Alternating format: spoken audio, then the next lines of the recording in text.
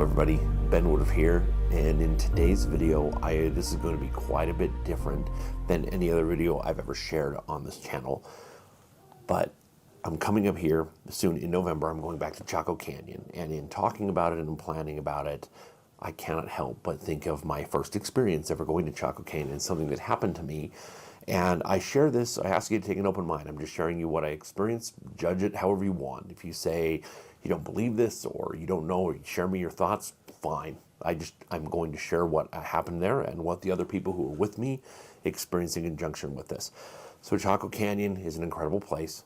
My first time I had done a fair amount of research, but nothing compared to what I've done since. And I was in the Chaco Great House, Pueblo Bonito. Most intact, and it's the one that you can walk through the most. And I was had two friends, actually I had three friends. We were walking through together, and but one of the friends was not with us. One of the friends was in another room, and three of us were walking down the halls, and we went through a T-door. And if you watch my videos, T-doors are a big indicator of a lot of important things. I didn't know that at the time. I had no knowledge of that. I just knew, throughout the Southwest, a lot of pueblos have T-doors. You see them all over the place, but they're not everywhere. Some communities have them, some do not, and I'm not going to get into what that means in this particular video. But I didn't know about them. I just knew they existed. Walked through a T-door, turned, and I started walking down the hall. I was in front, and the other people were right behind me, and this is my first time going through Pueblo Bonito. This is a magical place. It's so much light is coming through, and I've got videos of my next trip down there, and the lighting was bad. You can't really tell, just flooding lights, these big, huge beams of light were shooting through, which again was not how it was in existence. There were rooms, these were dark hallways, but they're light now. And you go room, doorway, and I look up ahead, and I see a T-door, and I see two ceramic bowls with some sort of incense or something burning and smoke coming up. And I see this figure that's wrapped in a white blanket with geometric symbols, with a macaw feather fan, and this big white crest, this kind of white crown almost, with two gold, kind of like earrings, no lower jaw.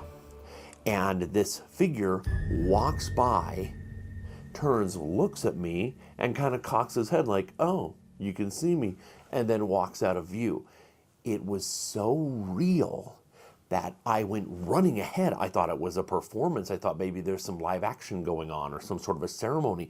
And I was looking all over, and my friends are like, what? And they went running with me. We're looking all over the place. We're like, what? They're like, what did you see? I'm like, you didn't see that? No. And later on, when we came out up above on the plaza, there was a ranger, and I asked the ranger, I'm like, so is there people doing like live recreations or something? Or are there any Native Americans here doing any sort of anything? And they're like, well, no, it's just you guys are the only ones here. I've been through the whole thing, you guys are the only ones here.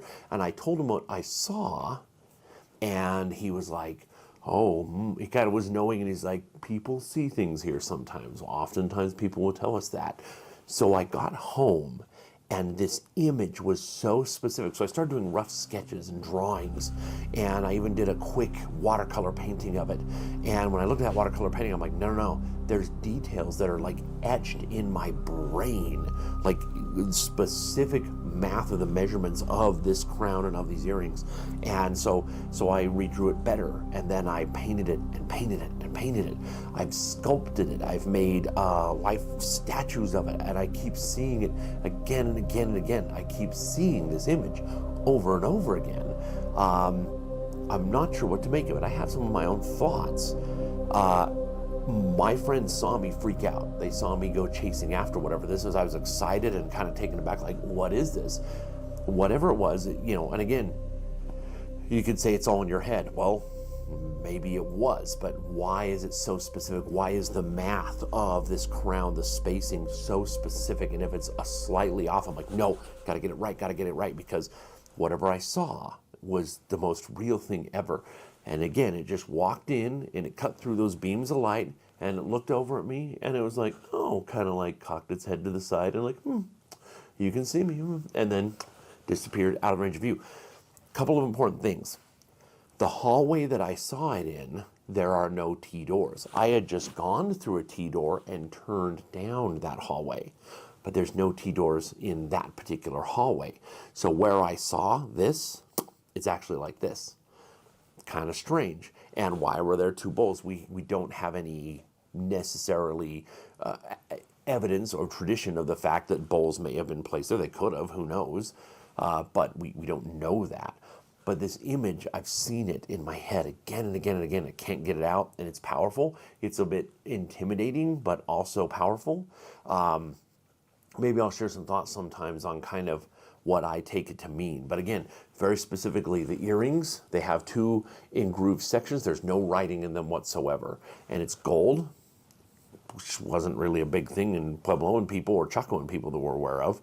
And the crown, the interesting thing about that crown, maybe this is a stretch, but since then, in the years since, one of the great house next door, Chaco, it turns out that they uncovered a wooden crown. It was made out, and I've done a video on, I've replicated this and made it, and I've got it here, the replication I made. This is not the exact same thing, but it's the same size, and it's roughly the same. The original in Chaco is made out of cottonwood, and again, I've replicated and made this and showed the step-by-step how they did it in the ancient times. And this is meant to replicate some very specific woodpecker and flicker feathers, but it's wood. And so this is probably from some sort of ceremony or dance. Not exactly the same thing, but very similar. Similar enough that it's like, I'm taking note. I don't know what I saw, and I don't share it with a lot of people because it sounds crazy.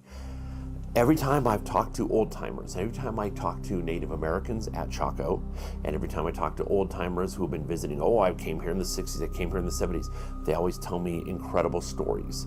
A lot of people I've talked to have said, oh, they've seen things, or they've heard things, or they've seen people there, and that there's both good and bad stuff people experience. And some people say, oh, you know, that they will, the ghosts of the people who were there who, you know, when the Chacoan system fell, that they're still there and they have gotten their revenge on the bad things that have happened.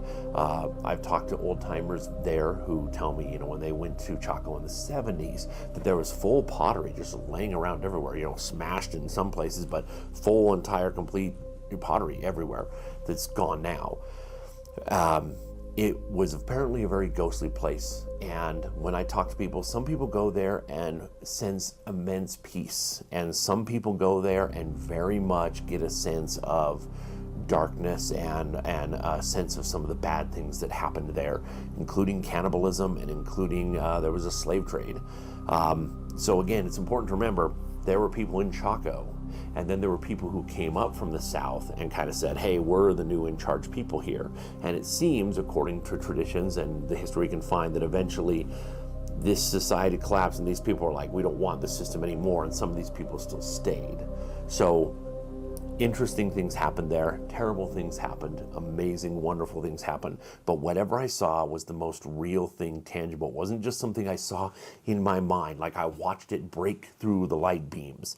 And that's why I painted it, and that's why I depicted it, and I'm sharing it with you now. So if you ever go to Chaco Canyon, when you're walking those halls, be open. Maybe you might see something unusual like I did. And if you do, or if you have, I would love you to share your experience in the comments, because it floored me, and to this day, I mean, it's still on my phone. This is that painting I did. It's in my head enough that that's what I save on my phone is that painting I did, because it's still in my head forever. So hope you enjoyed this video. Kind of different from usual, but I hope you enjoyed it anyways, and I would love to hear your insights and your comments and your personal experiences.